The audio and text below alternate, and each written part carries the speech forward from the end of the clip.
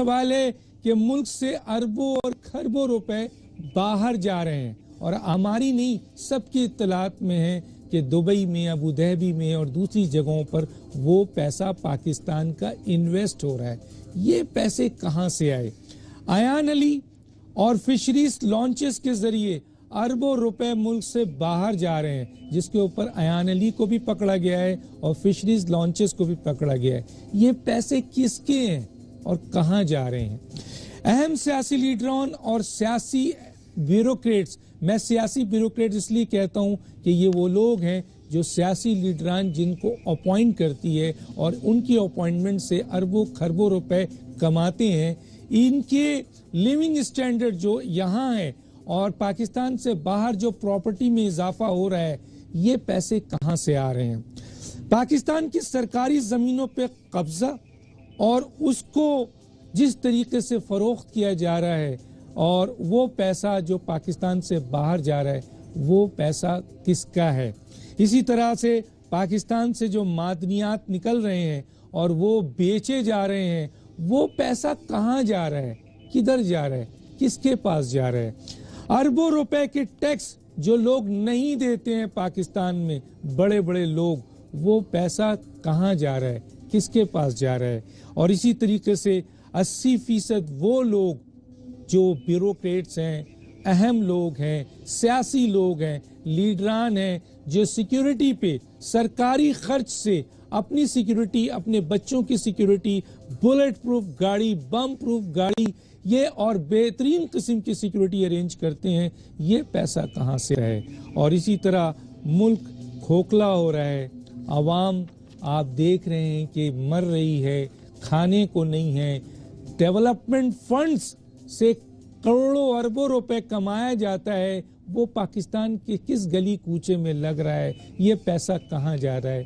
یہ سوال ہے جو سوال اٹھایا کہ پاکستان کے نہتے لوگوں کی حفاظت کے لیے نہ تو فیڈرل حکومت کے پاس پیسہ ہے، نہ سندھ حکومت کے پاس پیسہ ہے، تو یہ پیسہ کہاں جا رہا ہے؟ عسکری قوت تو نکل کے آ گئی، نظر آ رہا ہے، اور سیاسی قوت کیا کر رہی ہے سر؟ سیاسی قوت جو ہے ڈاکٹر صاحب پوری کوشش کر رہی ہے کہ 11 مئی 2013 کے الیکشن کا انصاف نہ ہو سکے، وہ پوری طاقت وہاں صرف کر رہے ہیں۔ کوریڈور پہ لڑ رہے ہیں سر آپس میں؟ کوریڈور ڈاکٹر صاحب میں نے آپ کو یہی بتانا ہے، یہ کوریڈور کو بتاتے ہوئے پاکستان کی عوام کو 2009 سے میں بتاتا آ رہا ہوں، اور میں اب اسلام آباد میں اگر آپ سے پروگرام کرتا تو وہ کلپ ضرور دیتا ہے جو آج سے 2.5 مہینے پہلے نواز شریف اور 5 وزراء اعلیٰ کے ایک اجلاس میں یہ جو پریس کانفرنس کر رہے تھے، اس میں انہوں نے سی ایم مہدی شاہ کی طرف اشارہ کر کے کہا کہ مجھے آج یہ جان کے بڑی خوشی ہوئی اور مجھے آج ہی پتہ چلا ہے کہ 350 کلومیٹر کی روڈ جو ہے گلگت میں بن چکی ہے۔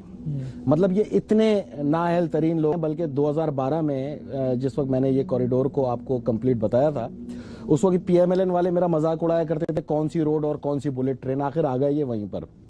کوریڈور پروجیکٹ نہیں ہے ڈاکٹر صاحب، ٹریڈ کوریڈور پروجیکٹ نہیں ہے، it's a part of project. اصل پروجیکٹ ہے گوادر میگا آئل سٹی، جو کہ چائنا ڈیولپ کر رہا ہے، گلگت سے لے کے، کھنجراب سے لے کے اور گوادر تک 2 وے موٹر وے اور پھر بلٹ ٹرین لگانی ہے اس نے، تاکہ وہ اپنے سامان تجارت کو جو کہ 18 دن گھومتا ہے اور پھر انٹرنیشنل سی میں جاتا ہے، گوادر کے 3 دن کے ٹریول پہ لا کر اور گوادر سے وہ شپ کرے۔ گوادر اس لیے آئیڈیل ہے کہ گوادر کے اندر 3 لاکھ ٹن تک کا جہاز ایزیلی پورٹ ہو سکتا ہے، کراچی میں 50,000 ٹن سے اوپر کا جہاز نہیں آ سکتا کیونکہ ڈیپتھ 11 میٹر ہے۔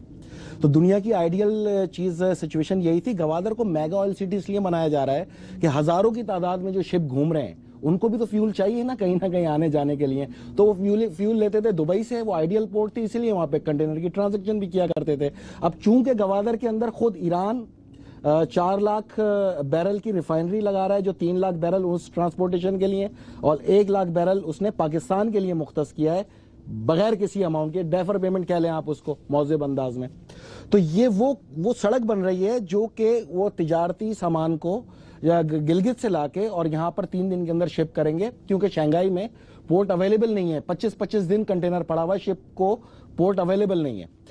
تو بیسک اصل جو منصوبہ ہے وہ آپ کا وہ گوادر میگا آئل سٹی ہے، اور گوادر میگا آئل سٹی جو ہے جب آپ اس کے کمپلیٹ پروجیکٹ کو دیکھیں گے، جو کہ میں پاکستانیوں کو جیسے جیسے ڈیولپمنٹ ہوتی رہی میں بتاتا رہا، یہ ہے $125 ارب سالانہ آمدنی کا منصوبہ، جو پاکستان کی عوام کے لیے اتنا فیزیبل ہے کہ میں کہتا تھا کہ ان پاکستانیوں کو جو اوورسیز موجود ہیں کہ آپ تیاری کریں پاکستان آنے کی، تو میں نے 2014 میں کہا تھا اور 2 سال کا وقت دیا تھا. 2016 میں واقعی تمام پاکستانی واپس آئیں گے اپنے ساز و سامان کے ساتھ، اپنی انویسٹمنٹ کے ساتھ، اور یہ کر رہے ہیں اس پہ ڈرامے بازی. کلاسرا بھائی جو کہہ رہے ہیں کہ پنجاب میں پیسہ کہاں خرچ ہو رہا ہے، تو ایک راستہ میں بھی بتاتا ہوں. یہ کوریڈور کو مختلف جگہوں سے گھما رہے ہیں، جیسے انہوں نے لاہور راولپنڈی موٹر وے کو 94 کلومیٹر اضافی گھمایا اپنی زمینوں کو ویلیوبل کرنے کے لیے. اب یہ جگہ جگہ جا کے زمینیں خرید رہے ہیں، وہ نئے نقشے بنا کر، تاکہ وہاں سے سڑک نکلے جس پہ انویسٹمنٹ ہے 400 ارب روپے کی، جو MNA MPAs اور یہ وزراء کر رہے ہیں، اور یہ سندھ کے صوبائی وزراء کر رہے ہیں. لیکن میں ان کو میں چاہتا ہوں کہ یہ انویسٹمنٹ ہو جائے، لیکن میں آپ کو گارنٹی سے دے رہا ہوں یہ جہاں چاہے نقشہ بنا لیں وہاں بننی نہیں سڑک. کیونکہ سڑک یہ تھوڑی بنا رہے ہیں، سڑک تو چائنا بنا رہا ہے. چائنا جو سامان 3 دن میں پہنچنا ہے وہ 6 دن میں پہنچوائے گا یہاں پر. سوال ہی پیدا نہیں ہوتا. یہ 350 کلومیٹر جو گلگت میں سڑک بنی ہے، یہ پاکستان نے تو نہیں بنائی. تو نیشنل انٹرسٹ نہیں ہے. نہیں ہے. ان کو کیا پتا؟ ان کو ملک سے کوئی محبت نہیں ہے. ڈاکٹر صاحب، ان کو منصوبے کا پتہ ہی نہیں ہے کہ یہ منصوبہ کیا ہے. ان کو تو یہی نہیں پتا تھا کہ یہ سڑک بننی ہے. یہ تو جب وزیر اعظم کا اوت لیا اس نے، تو اس نے بولا ہم خنجرات سے لے کے یہاں تک بنائیں گے. حالانکہ میں آپ کو بتاؤں 17 جولائی 2012 کو صدر زرداری کے دورے کے بعد یہ چیز فائنل ہوئی تھی، اور فائنل ہوتے کے ساتھ ہی پاکستان کی میں نے عوام کو آگاہ کیا تھا کہ اب آپ کو مبارک ہو. آخری مسئلہ پاکستان میں تکفیریت تھا، اور یہ میں آپ کو بتاؤں اب دنیا کی کوئی بھی طاقت ٹل کا زور لگا لے. بھارت بہت میں اس پہ بننے جانا. رو اپنا کام شروع کر چکی ہے. میں آپ کو رو کا بتا رو، میں اس پہ بات کروں گا آگے. لیکن ایک جو بات کرتے ہوئے چھوٹا سا جانا چاہتا ہوں بریک پہ، کہ پاکستان کی اپنی ہی سیاسی قیادتیں اس کے خلاف کھڑی ہو گئی. پیدا گیر ہیں، کرمنلز ہیں، صرف اپنی زمینیں خرید رہے ہیں 400 ارب روپے کی. اس راستے میں ایجنٹس ہیں. اور میں کہہ رہا ہوں تم خریدو زمینیں. ہم اس لیے نہیں بول رہے تھے ابھی تک اس پروجیکٹ پہ کیونکہ ان کو اوس پڑ جائے گی. میں چاہتا ہوں یہ پیسہ لگائیں، بجائے باہر بھیجنے کے ادھر لگائیں. یہ پیسہ لگائیں. میں ایک بریک پہ جاتا ہوں ناظرین. ایک بات کہتا ہوا جاتا ہوں، اور وہ بات شاید کسی کو بہت زیادہ تکلیف ہوگی، لگے گی، کہ بھارت کے جو حکمران ہیں اور پاکستان کے جو حکمران ہیں، یا پاکستان کے جو سیاستدان ہیں اور بھارت کے سیاستدان ہیں، اس میں ایک بڑا میجر فرق ہے. کوئی اور فرق ہو نہ ہو، لیکن ایک بڑا میجر فرق ہے. رو بھائی سنیے گا ضرور یہ جملہ. اور وہ میجر فرق یہ ہے کہ بہت ساری چیزیں ان کی ملتی ہیں، لیکن ایک فرق ہے سر، کہ بھارت کے سیاستدان اپنے ملکی مفاد پہ کمپرومائز نہیں کرتے، اور پاکستان کے سیاستدان، میں کیا بولوں، اگلا جملہ آپ سمجھ گئے ہوں گے. ایک چھوٹا سا بریک پہ واپس آتے ہیں. میں ایک تصویر دکھاتا ہوں کہ کس طرح مودی جو ہیں وہ آغا خان، یعنی آغا خان پرنس کریم آغا خان سے ملاقات کرتے ہیں. یہ 8 اپریل کو ملاقات ہو رہی ہے ناظرین، اور اس 8 اپریل کی ملاقات میں انہوں نے جو ہمارے اس وقت انٹرنیشنل میڈیٹر بھی ہمارے ساتھ ہیں، ان سے ہم پوچھیں گے کہ اس میں کیا گفتگو ہوئی. اس کے ساتھ ساتھ آپ دیکھیے کہ اسپیشل سیکرٹری جو ہے یو ایس کا، اس سے جو اجیت دوال صاحب ہیں، جو ان کے قومی سلامتی امور کے ایڈوائزر ہیں، ان کی بھی جو ہے وہ ملاقات ہوتی ہے. وہ تصویر بھی ہم آپ کو دکھاتے ہیں کہ جی کہ اور کس طریقے سے یہ ملاقات ہوئی ہے. میرے ساتھ اس وقت فیصل صاحب ہیں، یہ فیصل محمد صاحب. راہداری کی جو روڈ ہے وہ 17 جولائی 2012 کو چائنا نے فائنل کی تھی سابق صدر آصف علی زرداری کے ساتھ.